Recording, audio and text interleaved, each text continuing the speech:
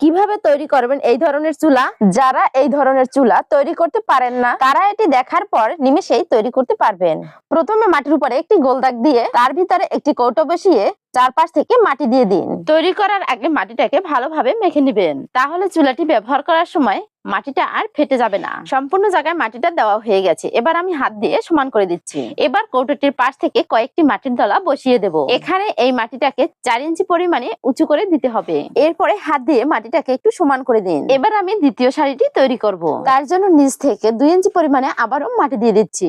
ভিডিওটি এ পর্যন্ত ভালো লেগে থাকলে একটি লাইক দেওয়ার অনুরোধ রইল। এখন রঙের কৌটোটি উঠিয়ে নিচ থেকে পদ্ম ফুলের পাপড়ি তৈরি করব। তার জন্য কাগজ দিয়ে তৈরি পদ্ম ফুলের পাপড়িটিকে মাটির উপরে রেখে পাশ থেকে দাগ দিয়ে দেব।